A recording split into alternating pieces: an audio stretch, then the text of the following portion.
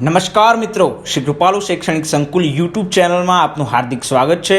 આવા જ educational video જોવા માટે લાઇક, શેર અને સબસ્ક્રાઇબ કરવાનું ભૂલતા નહીં।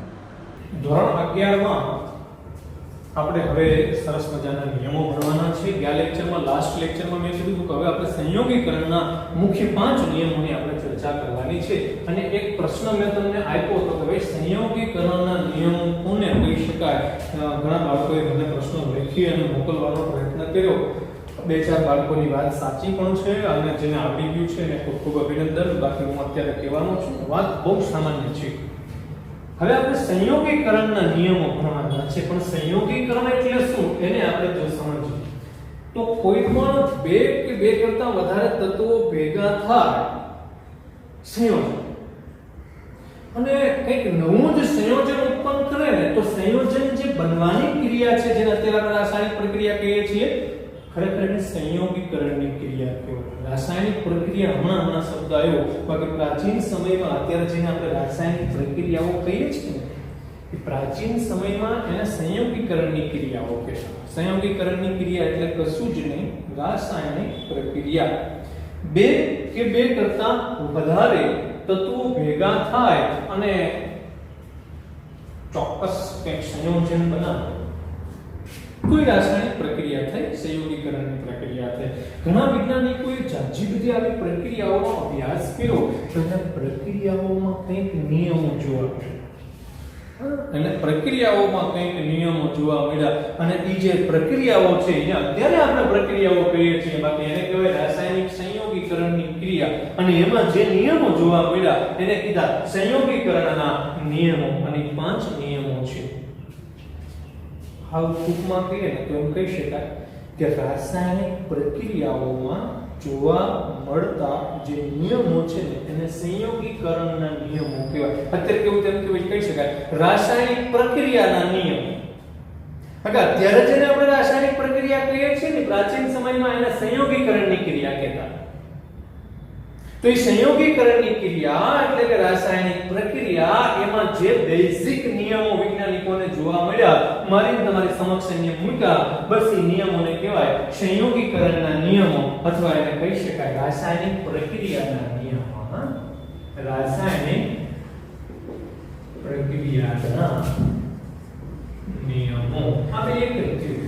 તમે રાસાયણિક પ્રક્રિયા બોલો કે સંયોગીકરણની ક્રિયા બોલો, જો નામ જ કેવું છે સંયોગીકરણની ક્રિયા, એક સંયોજવાની ક્રિયા એટલે કે સંયોજન બનવાની ક્રિયા। બે કે તેથી વધારે તત્વો એકબીજા સાથે સંયોજાય અને ચોક્કસ સંયોજન બનાવે તો એ આખી જે રાસાયણિક પ્રક્રિયા છે એને સંયોગીકરણની પ્રક્રિયા કહેવાય। અને એ સંયોગીકરણની પ્રક્રિયામાં જે બેઝિક નિયમો છે એ આપણે ભણવાના છે, અને 5 બેઝિક નિયમો છે એને સંયોગીકરણના નિયમો કહો તોય ચાલે અને તમે એને રાસાયણિક પ્રક્રિયાના નિયમો કહો તો પણ ચાલે, બરાબર। એમાંથી પહેલું માધ્યમના પ્રશ્ન છે આપણે દળ સંચયનો નિયમ। તમને બધાને આવડતું હશે, આગળના ધોરણમાં આપણે ભણી ગયા છીએ।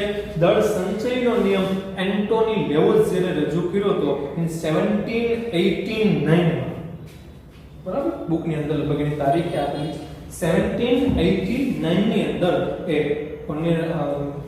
નિયમ રજૂ કર્યો હતો તો એન્ટોની લેવોઝિયરે। એન્ટોની લેવોઝિયર નામના જે વ્યક્તિ હતા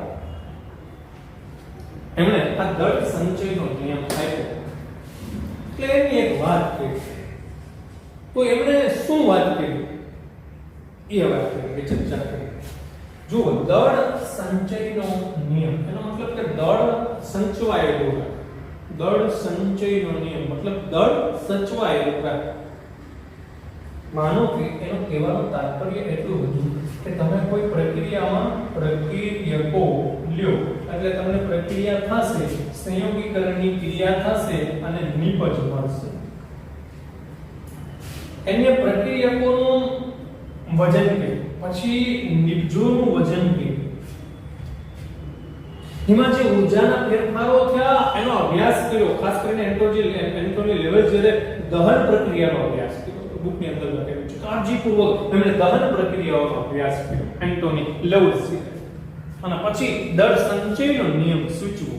શું કે ભાઈ દ્રવ્યનો નાશ નથી કરી શકાતો કે દ્રવ્યનું સર્જન કરી શકાતું નથી. અહીંયા તમે જે પ્રક્રિયકો લીધા, સપોઝ ધારી લો કે તમે અહીંયા 5 ગ્રામ પ્રક્રિયકો લીધા, તો અહીંયા પણ તમને નિપજ બદલશે.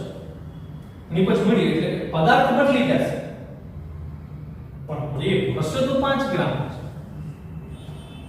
આ પછી વચ્ચેથી વેસ્ટ ન થવું જોઈએ, વચ્ચે ક્યાંક વેસ્ટ થયું હોય તો એ તમારે ગણતરીમાં લેવું પડે. ટોટલ તો તમને 5 ગ્રામનો હિસાબ અહીંયા બરોબર જ મળશે. અહીંયા પદાર્થ અલગ હતો, અહીંયા પદાર્થ બદલી જશે કારણ કે પ્રક્રિયકો નિપજમાં રૂપાંતર પામી ગઈ છે, એટલે પદાર્થ બદલી જશે, પણ એના વજનમાં કંઈ ફેર નહીં પડે, એના દળમાં કંઈ ફેર નહીં પડે. 5 ગ્રામ પ્રક્રિયકો લીધા હોય ને તો તમને 5 ગ્રામ જ નિપજ મળે. 5 ગ્રામ કરતા ઓછી મળે તો ઓછી મળે, તમારે સાઈડમાં થોડું ઘણું કંઈક વેસ્ટ થયું હશે.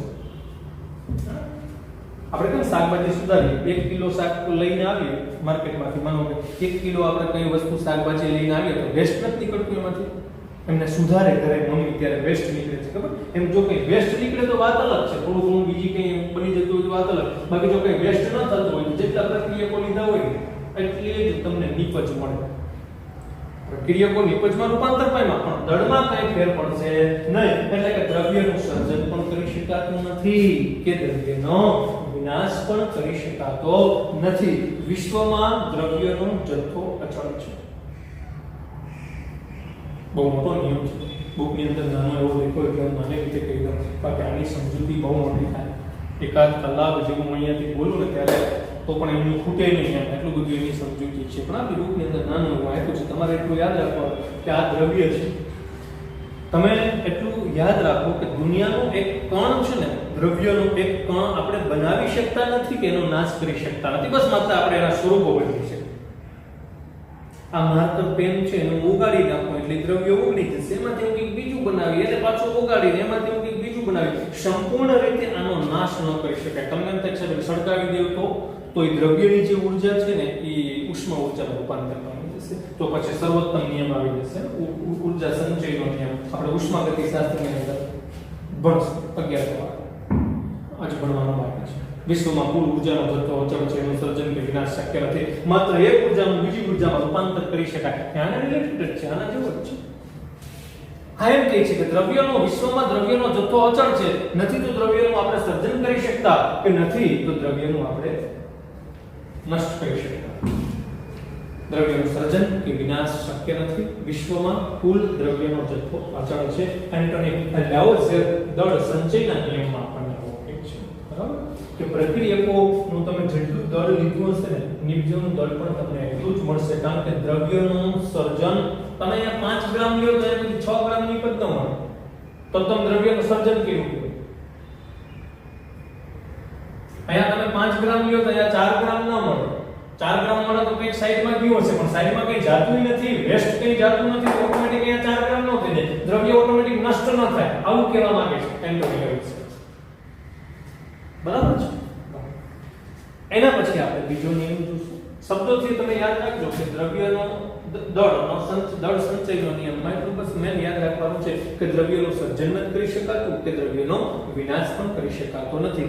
વિશ્વમાં કુલ દ્રવ્યનો જથ્થો અચળ છે, આટલું માત્ર યાદ રાખજો. મતલબ કે ન તો આપણે કોઈ કણ બનાવી શકીએ કે ન તો એનો નાશ કરી શકીએ, આપણે એના સ્વરૂપો બદલી શકીએ. બરાબર? નિશ્ચિત પ્રમાણનો નિયમ. એન્ટોની લેવોઝિયરને રાસાયણિક પ્રક્રિયામાં આ દેખાણ, એને દહન પ્રક્રિયાનો કાળજીપૂર્વક અભ્યાસ કર્યો તો એને ખબર પડી કે રાસાયણિક પ્રક્રિયામાં આપણે દ્રવ્યનો નાશ નથી કરી શકતા કે દ્રવ્ય નવું ઉત્પન્ન કરી શકતા નથી. એક દ્રવ્યને બીજા દ્રવ્યમાં બસ ફેરવી શકીએ છીએ, બાકી દ્રવ્યનું સર્જન કે વિનાશ કરી શકતા નથી.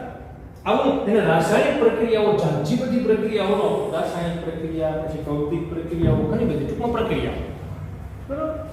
પ્રક્રિયાઓને પહેલા જમાનામાં કહેતા સંયોગીકરણની ક્રિયાઓ, એટલે કે પ્રક્રિયાઓ, જાજી પ્રક્રિયાનો અભ્યાસ કર્યો એન્ટોની લેવોઝિયરે, ત્યારે એને એવી ખબર પડી કે આપણે એક કણ બનાવી શકતા નથી કે એક કણનો નાશ કરી શકતા નથી. એટલે કે વિશ્વમાં દ્રવ્યનો જથ્થો અચળ છે, આપણે બસ એના સ્વરૂપો બદલી શકીએ છીએ, આપણે એનું સર્જન કે વિનાશ કરી શકતા નથી. આવું એન્ટોની લેવોઝિયરને ખબર પડી જાજી પ્રક્રિયાઓના અભ્યાસ બાદ. એટલે એ નિયમ આપણી સમક્ષ મૂકી દીધો અને એને આપણે નામ આપી દીધું દળ સંચયનો નિયમ. એવી જ રીતે નિશ્ચિત પ્રમાણનો નિયમ એક વ્યક્તિને જોવા મળે અને એ વ્યક્તિ એટલે કોણ? જોસેફ પ્રાઉસ્ટી. જોસેફ પ્રાઉસ્ટીએ ઘણા બધા સંયોજનને જોયા. એ સંયોજનોમાં એને નિશ્ચિત પ્રમાણનો નિયમ જોવા મળ્યો અને જોસેફ પ્રાઉસ્ટી બહુ સરસ રીતે અને સહેલી રીતે કહે છે શું કે ભાઈ જે પાણી છે આ એક સંયોજન છે. હવે જો નિશ્ચિત પ્રમાણનો નિયમ, પાણીની અંદર તત્વોના પ્રમાણ નિશ્ચિત જ હોય.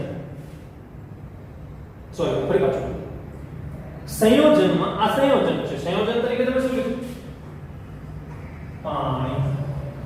તો સંયોજનમાં જે તત્વો છે ને એના પ્રમાણ નિશ્ચિત જ હોય. અહીંયા બે હાઇડ્રોજન ને એક ઓક્સિજન એટલે પ્રમાણ કેટલું થશે એનું? 2:1.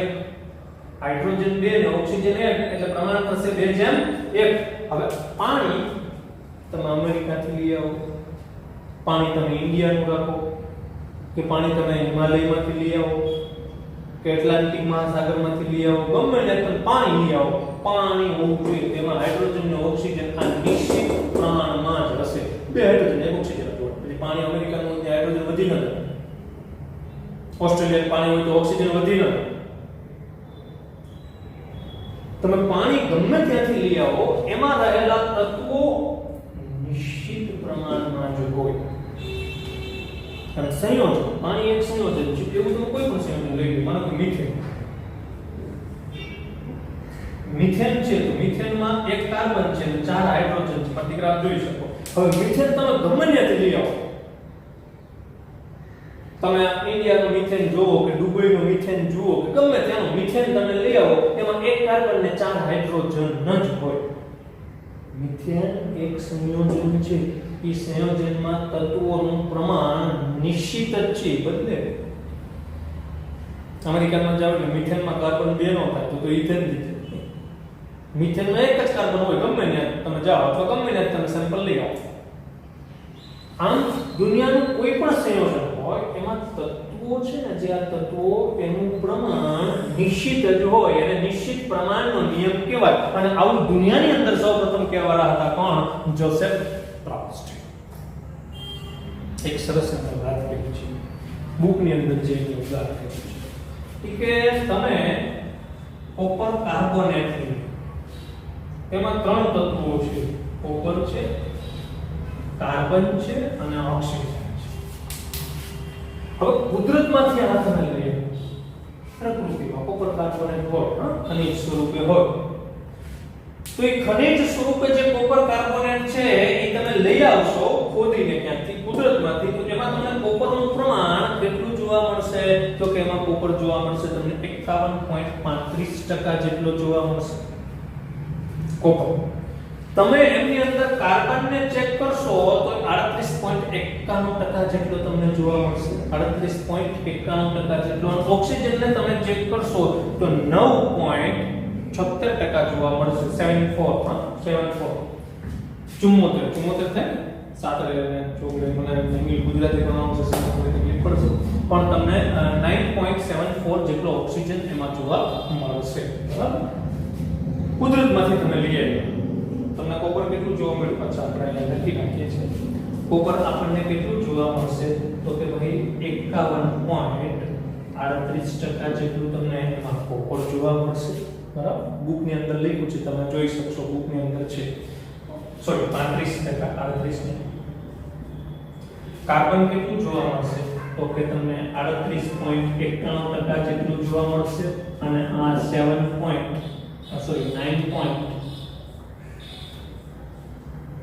ઓક્સિજન 9.74% તમને જોવા મળશે. 9.74% જેટલું જોવા મળશે. 38.91% જેટલું જોવા મળશે. 51.35% કોપર જોવા મળશે. કુદરતમાંથી આપણે લઈએ, બરાબર? તેમાં આ રીતે મને તત્વોનું પ્રમાણ જોવા મળ્યું. જોસેફ પ્રાઉસ્ટીએ કર્યું શું?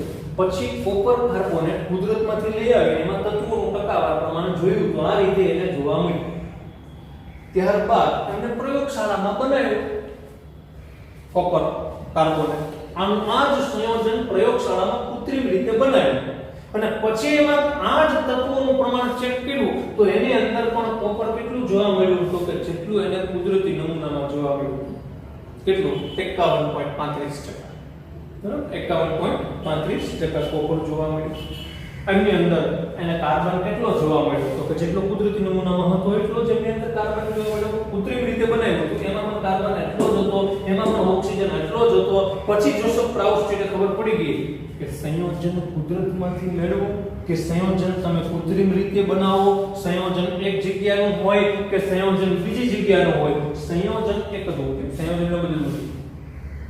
પછી જોસેફ પ્રાઉસ્ટીએ કુદરતમાંથી પણ કોપર કાર્બોનેટ મેળવ્યું, કુદરતમાંથી લઈ આવ્યા અને કૃત્રિમ રીતે પ્રયોગશાળામાં પણ કોપર કાર્બોનેટ જ મેળવ્યું. આની અંદર એને કોપર કાર્બન અને ઓક્સિજન ટકાવાર પ્રમાણ ચેક કર્યું. કુદરતમાંથી લઈ આવ્યા એમાં પણ એને કોપર કાર્બન અને ઓક્સિજનનું ટકાવાર પ્રમાણ ચેક કર્યું. તો જે કુદરતી નમૂનો હતો આ સંયોજનનો ઈનો એ જ સંયોજન જ્યારે કૃત્રિમ રીતે બનાવ્યું તો એ બંને નમૂનામાં તત્વોના પ્રમાણ તો સરખા જ હતા. એટલે મેં તમને કીધું કે મિથેન તમે દુબઈથી લઈ આવો કે ઇન્ડિયામાંથી લઈ આવો કે અમેરિકામાંથી લઈ આવો, સંયોજન બદલવું ન જોઈએ. સંયોજન ગમે ત્યાંથી લઈ આવો, સંયોજન તમે કુદરતમાંથી લઈ આવો કે કૃત્રિમ રીતે તમારી મેળે સંયોજન બનાવો, એમાં તત્વોનું પ્રમાણ તો નિશ્ચિત જ હોય એવું આપણને શીખવાડવા માંગે છે પણ જોસેફ પ્રાઉસ્ટી. નાની વાતો છે સમજો. તમારા લેવલ પછી તમારે ખાલી એટલું જ યાદ રાખવાનું. એન્ટોની લેવલ સુધી એવું શું કીધું આપણે દળ સંચયના નિયમમાં તો કે એટલી વાત કરી કે તમે દ્રવ્યનું સર્જન ન કરી શકો કે તમે દ્રવ્યનો નાશ ન કરી શકો. વિશ્વમાં કુલ દ્રવ્યનો જથ્થો અચળ છે. કોઈ પણ રાસાયણિક પ્રક્રિયા દુનિયામાં એવી નથી કે જેનાથી દ્રવ્યનું સર્જન થાય. એટલે આપણને એ શબ્દ કહે છે કે પ્રક્રિયા દરમિયાન દ્રવ્યનું સર્જન ન થતું કે દ્રવ્યનો વિનાશ ન થતો, માત્ર દ્રવ્ય એક સ્વરૂપમાંથી બીજા સ્વરૂપમાં આવે. પહેલું સ્વરૂપ હોય એને આપણે પ્રક્રિયકો કહીએ, બીજા સ્વરૂપમાં દીકરા નિપજો કહીએ છીએ. બસ દ્રવ્યના સ્વરૂપો બદલે છે, દ્રવ્યનું સર્જન કે વિનાશ કરી શકાતો નથી. એને કહેવાય દળ સંચયનો નિયમ. કોની આપણને આપ્યો? દળ સંચયનો નિયમ કોની આપ્યો? એન્ટોની લેવલ છે. પછી નિશ્ચિત પ્રમાણના નિયમમાં જોસેફ પ્રાઉસ્ટી શું કહે? બહુ નાની એવી વાત કીધી છે જોસેફ પ્રાઉસ્ટી કે ભાઈ સંયોજન તમે ગમે ત્યાંથી લઈ આવો, કુદરતમાંથી લઈ આવો કે કૃત્રિમ રીતે લઈ આવો, એક દેશમાંથી લઈ આવો કે બીજા દેશમાંથી, સંયોજન જો એકનું એક જ હોય, સંયોજન પાણી અથવા મિથેન, કે મિથેન લાવવા હોય તો બધીમાંથી મિથેન જ લાવવાનું, પાણી લાવતા હોય તો બધામાંથી પાણી જ લાવવાનું, કોપર કાર્બોનેટ લાવતા હોય તો બધામાંથી કોપર કાર્બોનેટ જ લાવવાનું. કોઈ ચોક્કસ સંયોજનની અંદર તત્વોનું પ્રમાણ તો નિશ્ચિત જ રહેશે. પછી કોપર કાર્બોનેટ તમે કુદરતમાંથી લઈ આવો કે તમારી રીતે પ્રયોગશાળામાં બનાવો, સંયોજન એક જ છે, તેમાં તત્વોનું પ્રમાણ તો તમને એક જ સરખું જોવા મળશે. એક જ સંયોજનમાં તત્વો ચોક્કસ પ્રમાણમાં, નિશ્ચિત પ્રમાણમાં. તમારી પાસે કોઈ એક સંયોજન છે તો એ સંયોજન અલગ અલગ જગ્યાએથી લાવવાથી અથવા અલગ અલગ રીતે બનાવવાથી એમાં રહેલા તત્વોના પ્રમાણ બદલતા નથી. તમે સંયોજન છે અલગ અલગ જગ્યાએથી કુદરતમાંથી લઈ આવો અને પ્રયોગશાળામાં બનાવીને લઈ આવો, ભલે તમે સંયોજન અલગ અલગ જગ્યાએથી લઈ આવો, કુદરતમાંથી અને પ્રયોગશાળામાંથી, સંયોજન એક જ છે હા, તો એમાં તત્વોનું પ્રમાણ એક જ હશે. કોઈ પણ સંયોજનમાં તત્વો નિશ્ચિત પ્રમાણમાં હાજર હોય, બસ એટલું કીધું છે. કોને? જોસેફ પ્રાઉસ્ટી. આટલું માહિતી રાખી વિશેષ નિયમો છે આગળના લેક્ચરમાં. બરાબર? અસ્તુ. જય જય ભારત.